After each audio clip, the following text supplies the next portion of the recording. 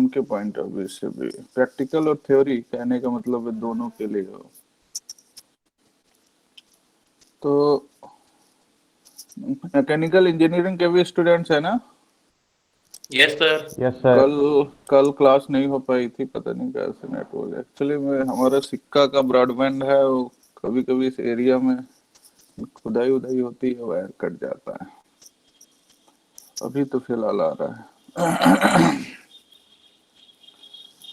तो उस Newton's ring में पहली चीज तो, एक चीज ये हर कोई बताए, मतलब मैकेनिकल स्टूडेंट्स भी बताएं, न्यूटन्स रिंग में डायमीटर निकालने में कोई दिक्कत तो नहीं है ब्राइट और डार्क नो रिंग्स के, सर। नो है सर। ना? Sure?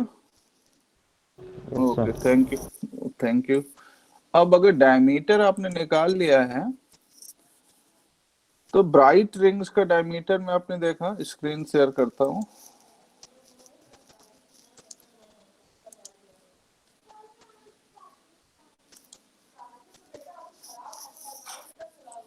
Just a minute.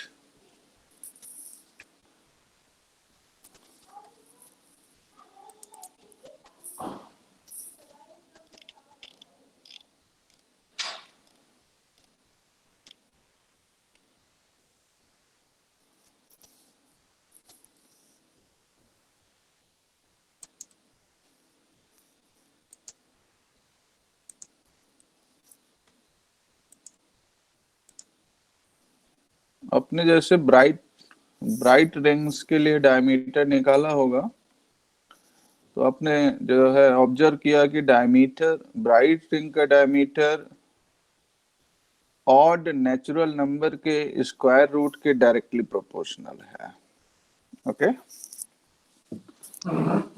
The diameter of Newton's bright ring is directly proportional to square root of odd natural number. ऐसे जब डार्क के लिए आपने ऑब्जर्व किया, तो you have found that the diameter of nth dark ring is directly proportional to square root of even natural number, और natural number square root of even natural number. अब Newton's ring के dark और bright fringes के concept से हम पहली चीज, दो इंपॉर्टेंट चीजें हैं जो हम लोग निकाल सकते हैं। पहला तो, अगर हमें डायमीटर पता है तो इंसिडेंट वेवलेंथ हम पता कर सकते हैं, लैम्डा की वैल्यू हम निकाल सकते हैं। ओके, लैम्डा की वैल्यू निकाल सकते हैं।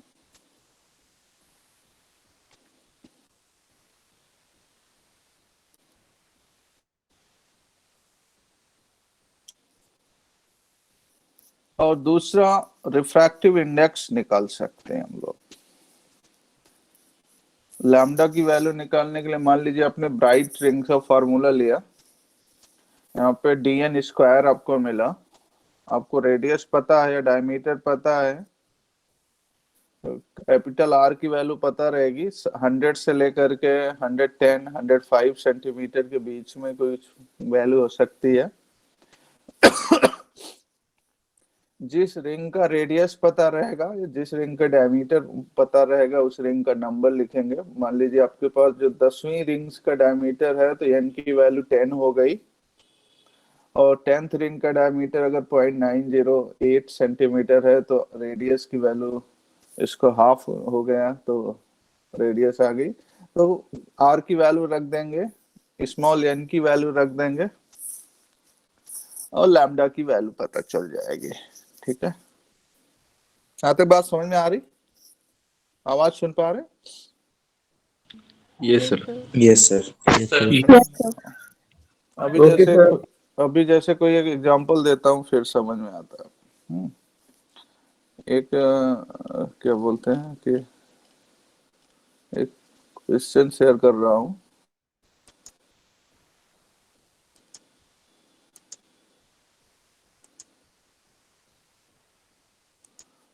वेवलेंथ की वैल्यू निकालना है आपको, रिफ्रैक्टिव इंडेक्स की वैल्यू निकालना है आपको, या न्यूटन रिंग का डायमीटर निकालना है, वेवलेंथ पता है, रिफ्रैक्टिव इंडेक्स पता है।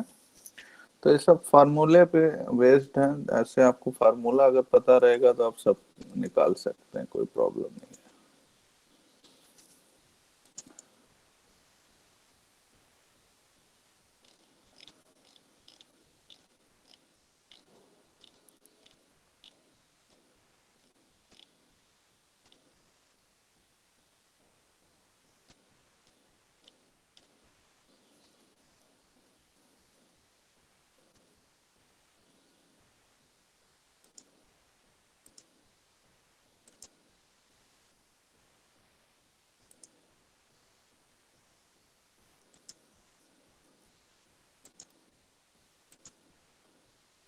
ये न्यूमेरिकल देखिए, स्क्रीन शेयर हो रही।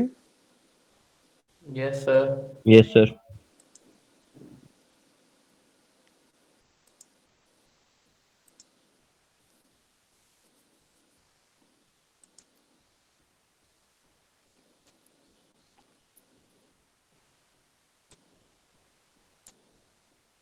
देखिए,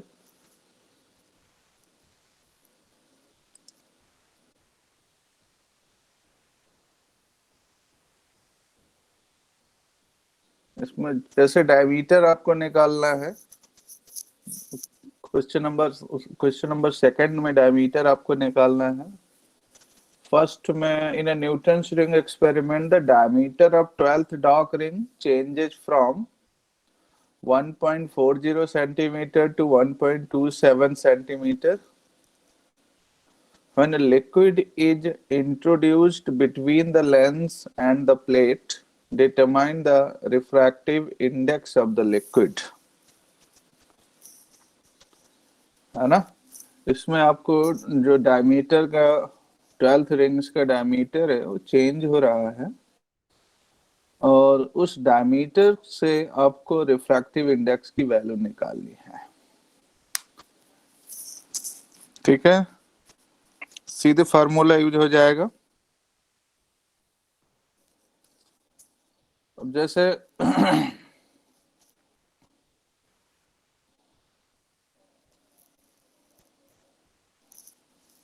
सेकंड वाला क्वेश्चन है, उसमें आपको डायमीटर पता है, 4th and 12th dark ring का डायमीटर पता है 0.4 सेंटीमीटर एंड 0.7 सेंटीमीटर।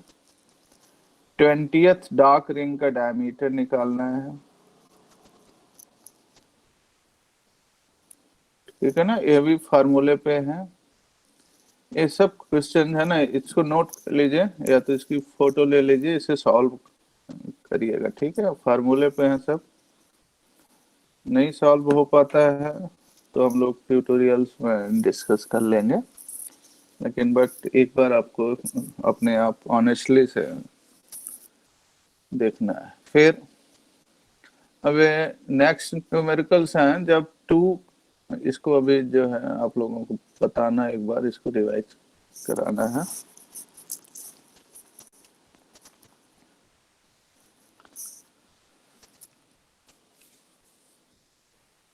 ठीक है,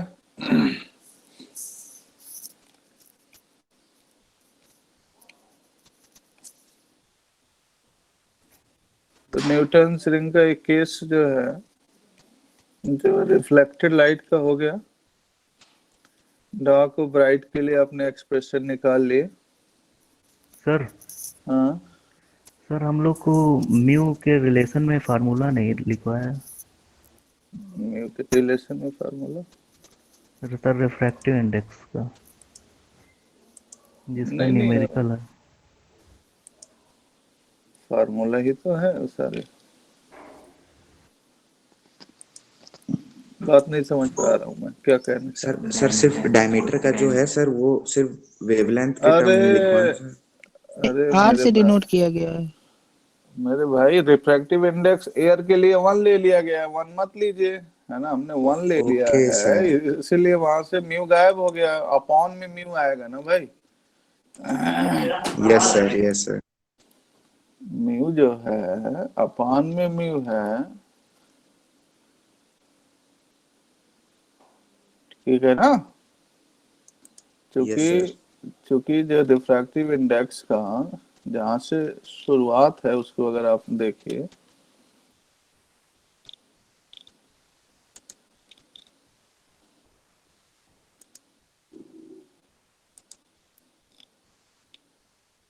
यहाँ जो देखिए है ना, यहाँ पे सबसे पहले ही ये जो देखिए ना, न्यूटन रिंग जहाँ से शुरू हो रहा है, पहले हमने पाथ डिफरेंस का फार्मूला लिखा, फिर उसके बाद लिखा ना for air film mu equals to 1, ठीक है, mu will be 1 for air film. Sharma ji yes sir, yes sir, समझ में आ रहा है ना, म्यू यस की सर, वैल्यू यही, म्यू की वैल्यू हो गई 1। अगर म्यू 1 नहीं लेंगे इन जनरल, अगर आप म्यू की वैल्यू नहीं पता है तो हर जगह कहाँ पे म्यू आएगा, टी के साथ हमेशा म्यू आएगा। तो जब आप यस, टी की वैल्यू निकालेंगे तो R square upon mu R आएगा। कहने का मतलब है इसमें नीचे नीचे म्यू रहेगा, ठीक है ना, जैसे लैम्डा आर अपॉन म्यू रहेगा, ठीक है, अच्छा, ठीक है ना। डी की जो डी का यहाँ वैल्यू लिखा ना, D square equals to 2n plus minus 1 into 2 lambda R, है ना, तो it yes will sir, be 2 lambda R upon mu, ठीक है। बशर्ते आपको इतना सोचना है कि जैसे जो रिफ्रैक्टिव इंडेक्स एयर को छोड़ करके बाकी हर किसी के लिए एक से ज्यादा होता है ना, है कि नहीं। यस सर, जो रिफ्रैक्टिव इंडेक्स की वैल्यू एयर के लिए कितनी होती है, 1 होती है, यस और सर, हर किसी मीडियम के लिए एयर को छोड़ करके 1 से ज्यादा होती। तो जब जो है नीचे वाला टर्म 1 से ज्यादा होगा तो पूरा डायमीटर जो है वो क्या होगा, मतलब जैसे जैसे इंडेक्स जो बढ़ता जाएगा वैसे वैसे डायमीटर कम घटता जाएगा। कम होता घटता जाएगा, है ना। तो इसीलिए आपने जो देखा है, इसीलिए आपने जो है जितने भी ऑप्टिक्स के एक्सपेरिमेंट है उसमें सबसे पहले लेंस को साफ किया जाता है हैंकी निकाल करके, है नहीं। यस सर, लैब किसी भी अब आप अच्छी ऑप्टिक्स की लैब में जाएंगे तो सबसे पहला इंस्ट्रक्शन आपको लेंस की प्योरिटी के बारे में दिया जाएगा, लेंस के फीचर्स के बारे में दिया, क्योंकि कोशिश ये होगी कि हमारी लेंस पर एयर को छोड़ करके और कोई पार्टिकल ना आने पाए, ठीक है ना। एयर को छोड़ करके कुछ और अगर आया आपके सिस्टम पे तो क्या है, आपको उतनी अच्छी जो रिकॉर्डिंग, उतनी अच्छी रीडिंग्स आपको नहीं मिलेंगी, ठीक है। जी सर, जो रीजन क्या है, एयर के अलावा कोई और पार्टिकल होगा तो उसका इंडेक्स 1 से ज्यादा, और उस केस में चाहे फ्रिंज पैटर्न बन रहा होगा चाहे रिंग पैटर्न बनना होगा, इट विल बी कॉन्ट्रैक्टेड, है ना। तो कॉन्ट्रैक्ट हो जाएगा, कॉन्ट्रैक्ट होगा पैटर्न तो रिंग्स बहुत पास पास बनेंगी। जो जब रिंग्स बहुत पास पास होंगी तो तुम रिंग्स को आइडेंटिफाई नहीं कर पाओगे कि साहब ये 5वीं रिंग है कि 88वीं रिंग है कि 90 रिंग है कि 100 रिंग्स है ना। रिंग्स जी नहीं देख पाएंगे, पढ़ जो नहीं पाएंगे कि कौन सी रिंग्स किस कलर की है, ठीक है ना, सब कुछ मैसअप हो जाएगा। आई बात समझ में। यस सर, आ गई। तो इसीलिए इंडेक्स को जनरली 1 रखते हैं, और अपने डिवाइस को, अपने प्लेनो कॉन्वेक्स लेंस को सबसे पहले खूब साफ करते हैं कि एयर के अलावा कुछ और ना है। अच्छा, अब इसको कैसे इस्टेब्लिश कर सकते हो, इसको देखिए। अगर आपसे पूछा जाता है कि व्हाट हैपेंस, क्या होगा जब प्लेनो कॉन्वेक्स लेंस और प्लेन ग्लास प्लेट के बीच में लिक्विड की एक बूंद आ गई, है ना, what happens when a drop of liquid is introduced between plano convex lens and plain glass plate. See, this is the index, ठीक है, refractive index. Let and there is a plano convex lens. This plano convex lens is kept over a plain glass plate. If there was air initially, let us suppose mu will be 1. जब आप mu की value 1 जो रख देंगे तो diameter आपको यहां से मिलेगा 4m लैम्डा r अपॉन 1, ठीक है। डायमीटर ऑफ डार्क रिंग, हमने डार्क रिंग का केस लिया है, क्यों लिया है, क्योंकि डार्क रिंग्स का मैथमेटिकल एक्सप्रेशन सबसे आसान है सॉल्व करना, इसलिए डार्क रिंग्स का लेके चल रहे हैं इक्वेशन। ब्राइट रिंग्स के लिए भी सेम वैल्यू आएगी, सेम रिजल्ट आएगा, डार्क रिंग्स के लिए भी सेम रिजल्ट आ रहा है। डार्क और ब्राइट का ऑल्टरनेट पैटर्न है न्यूटन रिंग में, इसलिए आप किसी भी इक्वेशन को लेकर के अपनी बात प्रूफ कर सकते हैं, दो चीजें प्रूव करनी है। पहला तो we have to find out the refractive index of liquid. कब आया लिक्विड? लिक्विड आया जब आपने एयर की जगह पे लिक्विड रख दिया। तो पहले है ना, जब एयर था, पहले जब एयर था तो हमने डायमीटर निकाला इन प्रेजेंस ऑफ एयर, जो देखिए, ठीक है, ठीक, diameter of higher ring pattern minus lower, ठीक है, diameter of M plus P का स्क्वायर माइनस एम स्क्वायर। मान लीजिए आपके पास रिंग पैटर्न है, तो उस रिंग पैटर्न को कांस्टेंट जो डिवीजन में रखेंगे, जैसे 2 है, फिर जो 10 है, 2 और दो, जो 10 के बीच में 8 का जो डिफरेंस है, फिर जो 10 के बाद 18 रख लेंगे, फिर 26 रख लेंगे, कांस्टेंट डिफरेंस मेंटेन करेंगे, तो आपको रिफ्रैक्टिव इंडेक्स की वैल्यू पता चलेगी। तो एयर को, ठीक है, डायमीटर का जो डिफरेंस है in presence of air upon diameter का difference in presence of liquid, this will gives you the refractive index, ठीक है।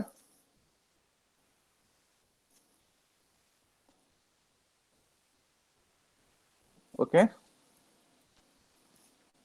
तो आपने लिक्विड के लिए डायमीटर का जो इक्वेशन निकाला, फिर एयर के लिए उसी म्यू की जगह 1 रख लिया, इक्वेशन निकाल लिया, नीचे के दोनों इक्वेशन देखिए, फिर दोनों को डिवाइड किया, then you have the value of mu. इतना इतना जो है, इतना नोट कर लीजिए। दूसरा एप्लीकेशन है, पहला तो लैम्डा की वैल्यू है, ठीक है, यहीं पे किसी भी इक्वेशन से आप लैम्डा की वैल्यू निकाल लेंगे अगर डायमीटर पता है तो, है ना। this value of lambda will be simply dm plus p square minus dn square air upon 4pr. It will be the value of lambda. Now this value of mu is written in presence of air and liquid. Since mu is greater than 1 for liquid, then we can have inter-ring spacing will be larger for air as compared to that of liquid. Thus, we can say the ring pattern in presence of liquid will be contracted.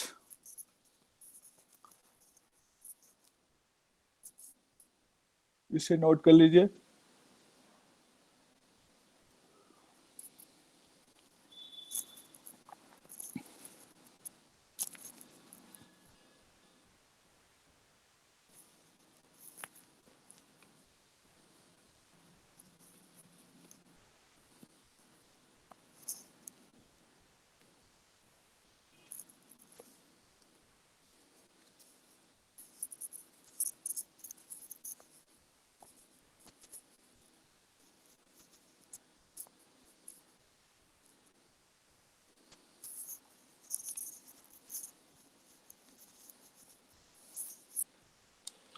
Note कर रहे हैं ना इसे?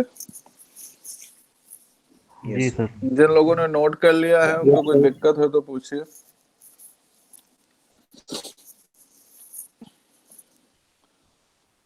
कुछ न समझ में आ रहा हो तो बताइए।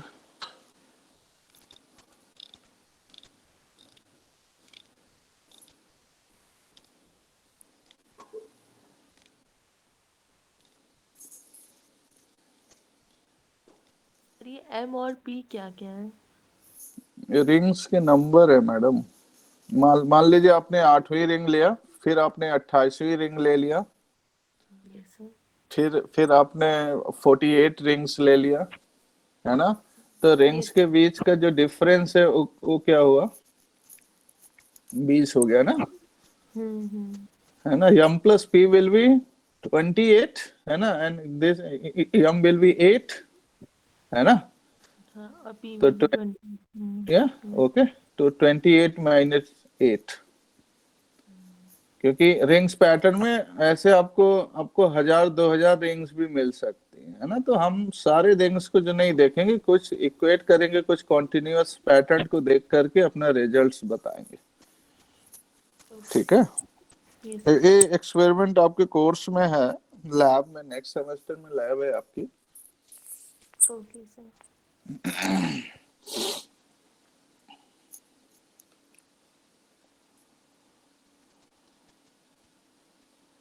आज आज ट्यूटोरियल है क्या आप लोगों का और किसी का, इसी वालों का?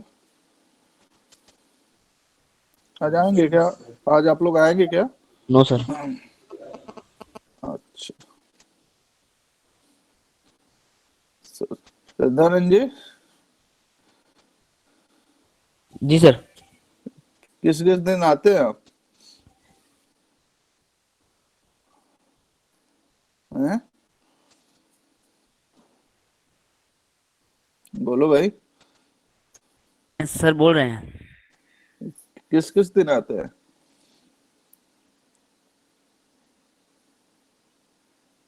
कहाँ बोल रहे हैं? म्यूट होके बोल रहे हैं।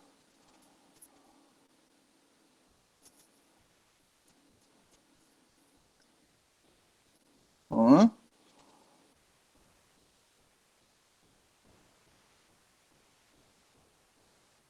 Okay, Monday Tuesday.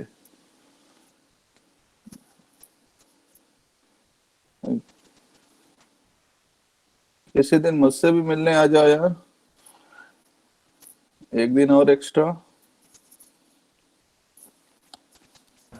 सर हाँ? सर ये लास्ट के ऊपर वाला सेकंड, लास्ट का सेकंड स्टेप, ये equal to Last 4p lambda r upon mu. हाँ तो म्यू तो रहेगा ना, जब लिक्विड है। एयर होता तो म्यू 1 हो गया नीचे। किसी भी जनरल मीडियम के लिए, कोई लिक्विड है, एसिड है, अल्कोहल है, कोई भी मीडियम है, तो म्यू तो रहेगा ना उस मीडियम का रिफ्रैक्टिव इंडेक्स।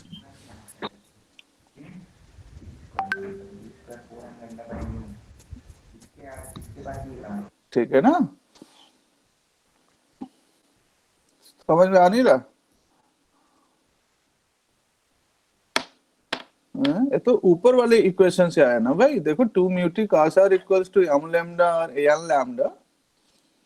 अच्छा सॉरी सर, वो तो म्यू तो वो माइनस किया गया, वो म्यू तो रहेगा ना। हाँ, Yes. माइनस वो माइनस किया, थोड़ा वो दिक्कत हो गया था। नहीं, माइनस के बाद एक इक्वल्स टू का है सिंबल, है थोड़ा डार्क बन गया। इज इक्वल्स टू है dm plus p square liquid minus dm square liquid is equals to 4p lambda r। Okay, 4p lambda r। Yes अब जो दूसरा केस है, आगे चले। Yes sir. Yes sir. ये जो रिजल्ट है, ये चार पांचों इंपॉर्टेंट बातें हैं न्यूटन रिंगिंग। ठीक है, रिफ्लेक्टेड लाइट के केस में पहला, जो रिफ्लेक्टेड लाइट के केस में सेंटर हमेशा डार्क होगा। दूसरा, इंटरफेरेंस मैक्सिमम होगा तो ब्राइट रिंग्स बनेंगी, और ब्राइट रिंग्स का इक्वेशन है 2t equals to 2n plus 1 lambda by 2। यहाँ ध्यान रखिए एयर की बात है, तो इसलिए 2 म्यू टी की जगह पे 2t है। Mu will be taken as 1 for air, and interference is minimum for dark rings, and this equation comes out to be 2t equals to n lambda. ठीक है, we can replace this value of t as r square upon 2r. Hence we have the diameters of the respective dark and bright rings. The diameter of bright ring is directly proportional to square root of even natural number and is written in terms of radius or diameter. Similarly, we have the equation for dark ring diameter or radius. It is square root of even natural number. ठीक है, तो 5 important things are there. First is center ring is always dark in Newton's ring due to reflected light. ठीक है, and the respective equations for maximum and minimum intensity. Now Newton's ring in transmitted light. See, the Newton's ring is transmitted light. In transmitted light, the center is bright. As we know, the transmitted part of the reflection is complementary to that of, okay, the already established Newton's ring and reflected light. interference in thin film due to transmitted light is complementary to that of reflected light, you all know. तो reflected light के case में अगर centre dark था तो transmitted light के case में centre bright होगा, क्योंकि कोई एडिशनल पाथ डिफरेंस नहीं होगा. Transmitted rays don't suffer any additional path difference of lambda by 2. तो it will be simply 2 mu t cos r equals to 2n plus 1 lambda by 2 and so on. तो ये dark rings के लिए और bright rings के लिए equation note कर लीजिए.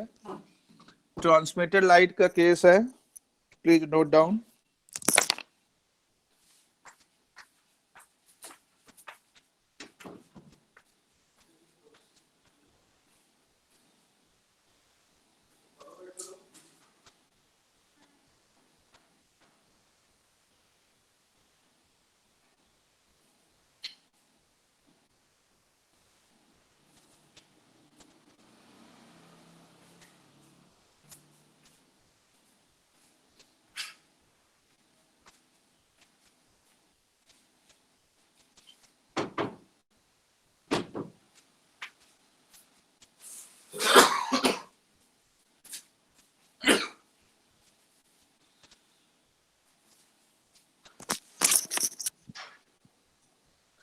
नोट डाउन हो गया.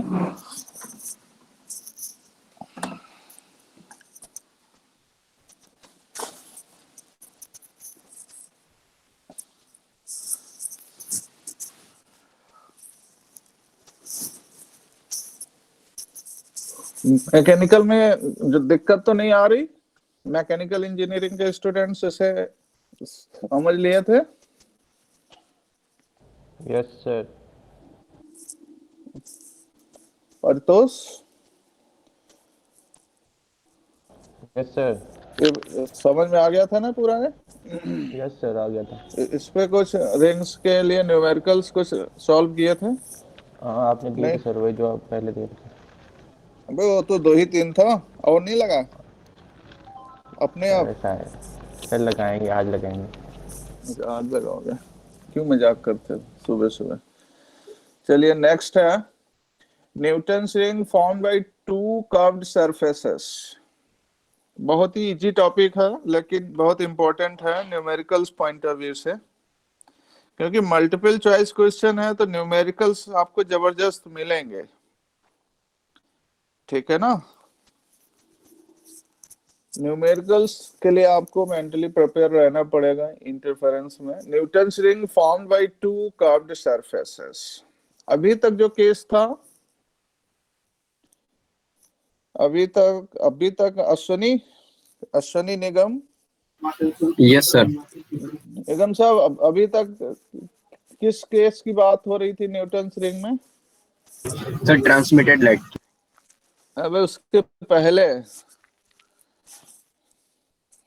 सर रिफ्रैक्टिव इंडेक्स की. जो रिफ्लेक्टेड लाइट में जो रिफ्रैक्टिव इंडेक्स, तो न्यूटन्स रिंग का उसमें 2 तरीके के लेंसेस थे या एक ही लेंस था? सर एक लेंस था. और जो दूसरा क्या था? दूसरा सर लिक्विड के लिए हुआ था. अरे तुम समझ में नहीं आ रहा है क्या? आपका ध्यान नहीं है यहाँ पर? और कहीं क्या कुछ काम चल रहा है क्या? नहीं सर नेटवर्क इशू आ रहा था थोड़ा इधर. कोई नेटवर्क इशू नहीं भाई, मेरी साइड तो नहीं है, आपकी तरफ हो सकता, हो भी सकता है, क्या बताऊं. कोई भी इशू है तो अब यार इशू में मैं क्या कुछ पूछूंगा तो आप लोग. विनायक पांडे, विनायक भाई. Yes sir. न्यूटन रिंग का जो सबसे सिंपलेस्ट केस अभी तक हम लोगों ने जो देखा था उसके बारे में कुछ जरा मुझे बताइए. क्या था वो एक्सपेरिमेंटल अरेंजमेंट? बताइए सर वो क्या बोलते हैं, ग्लास प्लेट था जिसके ऊपर प्लेनो कॉन्वेक्स. वेरी गुड है ना. तो पहला केस था कि there is a plano convex lens mounted above the plane glass plate. ठीक है. Yes sir.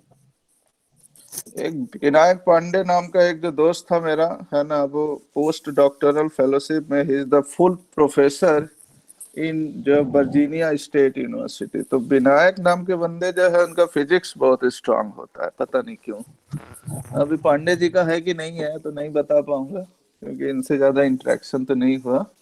लेकिन okay, it's good to knew कि पांडे जी को न्यूटन रिंग समझ में आ गई। पहला सिंपलेस्ट केस था, एक प्लेनो कॉन्वेक्स लेंस को प्लेन ग्लास प्लेट के ऊपर रखा गया, फिर उस सिस्टम को, उस पूरी की पूरी व्यवस्था को किसी मोनोक्रोमैटिक सोर्स के सामने रखा गया, वहां से पर्टिकुलर लैम्डा की वेवलेंथ निकलती है और इंटरफेरेंस पैटर्न रिंग्स के फॉर्म में प्रोड्यूस करती हैं। इतना मोटे मोटे तौर पे सभी को समझ में आ जाना चाहिए।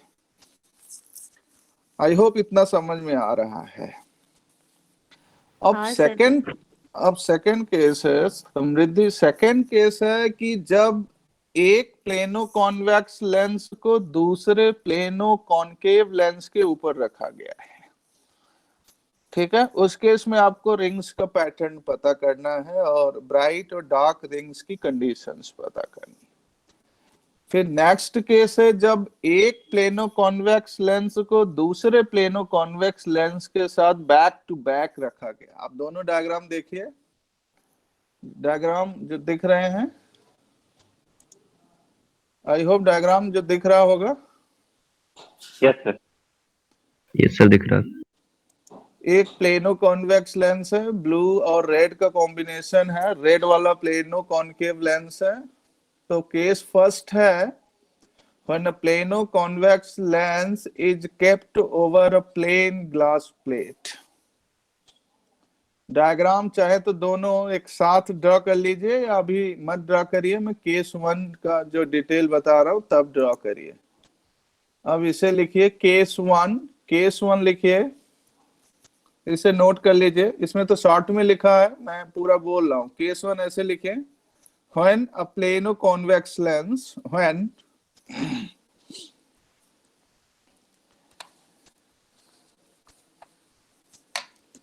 एक्चुअली मैं तो एक राज की बात बता रहा हूं, क्योंकि मैं तो हिंदी मीडियम का स्टूडेंट रहा हूं भाई, है ना। तो हिंदी मीडियम के स्टूडेंट जितने और भी होंगे, अब आज के समय में तो आप लोग तो बहुत अच्छे स्टूडेंट्स हैं, सुपीरियर हैं। तो हिंदी मीडियम में अगर मैं अपनी व्यक्तिगत बात करूं तो जो हिंदी मीडियम के स्टूडेंट्स होते हैं ना, हिंदी मीडियम के स्टूडेंट्स अंग्रेजी भी बोलते हैं तो भी हिंदी जैसे लगती है। नहीं, हिंदी मीडियम के स्टूडेंट्स अंग्रेजी भी बोलते हैं तो हिंदी जैसे लगती है ना। और क्या नाम के इसके ठीक विपरीत, अंग्रेजी मीडियम के स्टूडेंट हिंदी भी बोलते हैं तो अंग्रेजी जैसे लगती है। उनके जो हार्मोनिक्स होते हैं, उनका जो रिकॉम्बिनेशन है वो बहुत ही अच्छा होता है हार्मोनिक्स का, है ना। तो मैं जब यहाँ पे आपको बता रहा हूँ कि केस फर्स्ट है ना, तो बिटिया मेरी जो है वो बोल रही, नहीं पापा व्हेन नहीं होता, व्हेन होता है नहीं। तो जो फोनिक्स होते हैं ना, फोनिक्स है नहीं, आप लोगों के फोनिक्स बहुत स्ट्रांग होंगे। केस फर्स्ट है when a plano convex lens is kept over a plain glass plate। अब सब कुछ आपके सामने है, ज्योमेट्री से आप थिकनेस निकाल सकते हैं। इतना तो आपको समझ में आ रहा होगा कि रिंग्स कहाँ बनेंगी। कौन बताएगा? नितिन पटेल, नितिन भाई जरा बताना रिंग्स कहाँ बनेगी। Nitin, yes sir. बात समझ में आ रही भैया? सुन पा रहे हैं मुझे? सुन रहे हैं कि नहीं? Yes sir, yes sir, yes sir. मैं कह रहा हूँ रिंग्स कहाँ बनेगी? सर वेन, ये पहला केस में ना सर, वेन प्लेन कॉन्वेक्स किसी भी केस में भाई रिंग्स कहाँ बनेगी? किसी भी केस में। मकान कहाँ बनवाते हैं आप? जहाँ जगह होती है। गुड, है ना, जहाँ जगह होगी, है ना। तो यहाँ पे भी रिंग्स वहां बनेगी जहाँ जगह होगी, ठीक है ना भाई। Yes sir. रिंग्स वहीं बनेगी जहां जगह होगी। तो यहाँ जगह कहाँ है? यहाँ जगह है प्लेनो कॉन्वेक्स लेंस के लोअर सरफेस और प्लेनो कॉनकेव लेंस के अपर सरफेस के बीच में जो जगह है वही रिंग्स बनेगी। ठीक है। कंसेंट्रिक रिंग्स होंगी। कंसेंट्रिक रिंग्स होगी तो जहां पे दोनों लेंसेस एक दूसरे को कांटेक्ट करते होंगे उसको सेंटर मान करके रिंग्स का बनना शुरू होगा। ठीक है। इसीलिए पॉइंट ऑफ कांटेक्ट पे रिफ्लेक्टेड लाइट के केस में बनने वाली रिंग हमेशा डार्क होती है क्योंकि इंटेंसिटी मिनिमम है। जैसे जैसे थिकनेस इंक्रीज करती जाती है इंटेंसिटी भी बदलती जाती है। तो जो बीच की जगह है उस बीच की जगह को आप निकाल सकते हैं, है कि नहीं? प्लेनो कॉन्वेक्स लेंस और प्लेनो कॉनकेव लेंस के जो बीच की जगह है वो जगह है पी क्यू, है कि नहीं? वो जगह क्या है? पी क्यू है। और पी क्यू की वैल्यू क्या होगी? पी क्यू की वैल्यू होगी P T minus Q T. P T minus Q T. P T क्या होगा? पहले वाले लेंस के लिए पीटी क्या होगा? पीटी होगा are square upon 2r1। r1 ले लिया क्योंकि r1 is the radius of curvature of first lens. r2 is the radius of curvature of second lens. r2 is larger than r1. r2 is larger than r1. तो आप PQ की value रख दो r square upon 2r1 minus r square upon 2r2। अब r square upon 2 हो जाएगा common, अंदर क्या बचेगा? 1 upon r1 minus 1 upon r2 with in a bracket. और बस इस t की वैल्यू को, इस रिजल्टेंट थिकनेस को मैक्सिमम इंटेंसिटी वाले इक्वेशन में रखिए तो मैक्सिमम इंटेंसिटी का इक्वेशन मिल जाएगा। मिनिमम इंटेंसिटी में रखिए तो आपको डार्क रिंग्स का इक्वेशन मिल जाएगा। इतना सा करना है। समझ गए बात? बात समझ में आ रही नहीं?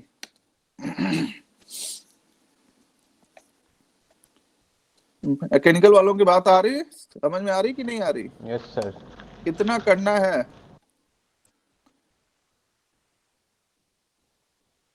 फर्स्ट केस में? ठीक है। तो फर्स्ट केस के लिए आपको ये डार्क रिंग्स की इक्वेशन मिल जाएगी और ये ब्राइट रिंग्स की इक्वेशन मिल जाएगी जो स्क्रीन पे दिख रही है आपके।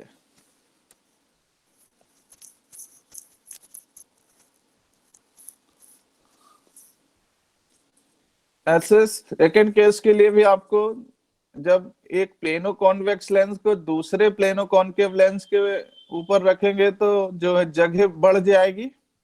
तो जहां जहां माइनस था वहां प्लस हो जाएगा। केवल एक डिफरेंस आएगा, पहले वाले केस में जहां जहां माइनस अभी हम लोगों ने लिया था 1 upon r1 minus 1 upon r2, उसकी प्लेस पे 1 upon r1 plus 1 upon r2 हो जाएगा। ठीक है। तो ये आपको डार्क और ब्राइट रिंग्स की इक्वेशन मिलेगी दूसरे वाले केस में। जहां जहां 1 upon r1 minus 1 upon r2 था वहां 1 upon r1 plus 1 upon r2 हो जाएगा। राइट?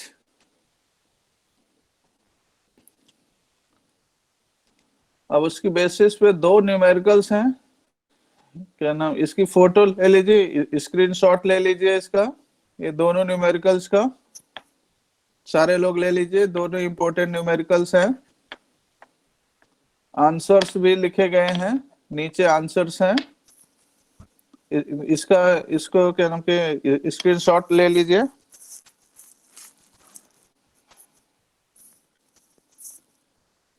स्क्रीनशॉट ले लिया? Yes sir. Yes sir. ले लिया। Yes sir. ओके। अब बस जो 2 मिनट जो रुकिए क्योंकि मैकेनिकल में जो है क्या केमिस्ट्री की क्लास है। 2 मिनट जो है रुकिए।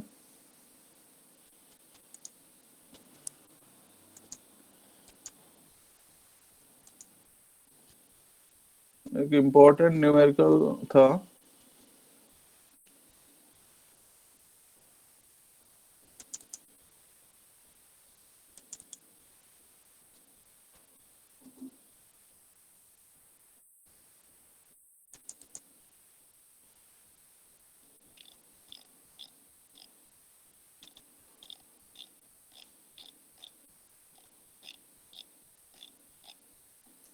एक इम्पोर्टेंट न्यूमेरिकल है, उसको शेयर कर दो, उसे जो देख लीजिए बस 1 सेकंड।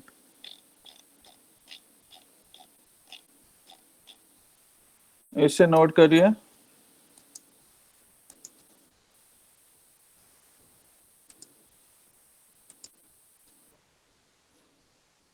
स्क्रीन दिख रही है? No sir. नहीं दिख रही? क्या नाम के अब दिखी? क्या नाम अब दिखी? अरे दिख रही यार, यस सर। पिन तो करो। Yes what is the minimum thickness of क्या नाम के, इसकी भी फोटो ले लीजिए। ये तीनों बहुत इंपॉर्टेंट हैं, इसको जरूर सॉल्व करिए, है ना। इम्पोर्टेंट बताने का मतलब है कि यही क्वेश्चन एग्जाम में नहीं पूछने जा रहा हूं, जो आपके भी मंथली टेस्ट हैं इसी के जैसे क्वेश्चंस होंगे, पैटर्न यही होगा, कहने का मतलब है। You have to determine the minimum thickness of a thin film. T minimum पता करना है, रिफ्रैक्टिव इंडेक्स पता है, कंस्ट्रक्टिव इंटरफेरेंस है, रिफ्लेक्टेड लाइट का केस है, वेवलेंथ 500 नैनोमीटर है। आपको मिनिमम थिकनेस पता करनी है, ठीक है। बस यहीं तक रुके। Thanks to all of you.